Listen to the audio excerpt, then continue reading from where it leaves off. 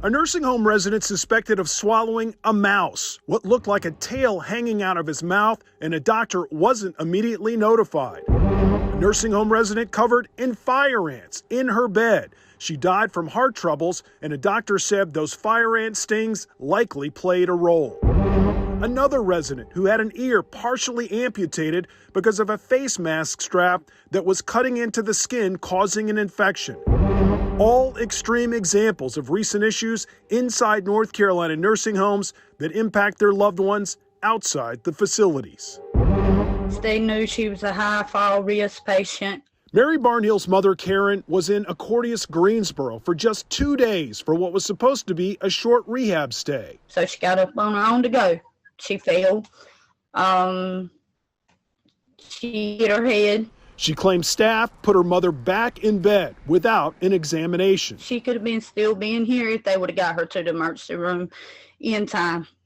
They could have stopped the brain bleed. 13 hours after being found on the floor of her room, Karen Barnhill died from her head injury. Ultimately, what do you think led to your mother's death? Her file at the nursing home. It's what led to it, and their negligence. Barnhill is now suing Accordius Greensboro, but it's far from the only Accordius facility with issues.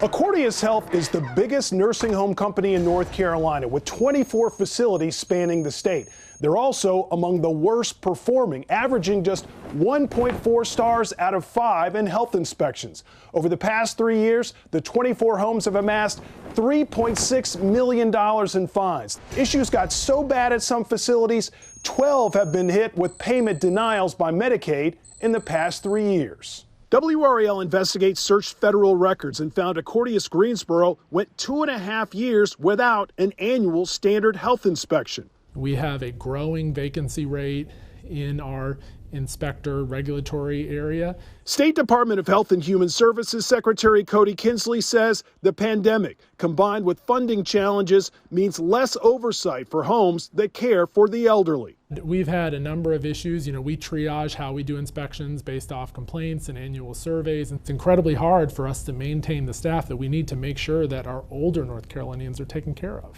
Those state staffing shortages delaying needed inspections are also hitting nursing homes. And we found the proof in federal data. Of North Carolina's 414 nursing homes covered by Medicaid, Medicare, 288 received inspection scores of much below average or below average for staff.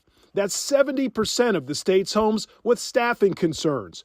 Only 27 homes received a much above average staffing score. For most folks, it's uncharted territory, and it can be very frightening and confusing. Catherine Lanier works for the state, helping families deal with the anxiety of finding the right care home for relatives. She says the 5-star rating system is one tool, but not the only tool. But just like any rating system, you have to do your homework and your own due diligence.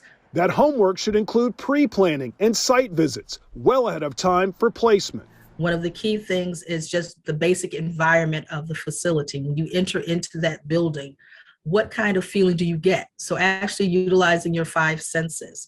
What are you seeing? What are you hearing? Nursing homes get full. They get understaffed, and they do get overwhelmed. I know they do. But you're still supposed to have care and compassion. Barnhill says her lawsuit is about accountability for her mother's death. She was my go-to person. As well as a message to all nursing homes. They need to care more about their patients than what they do.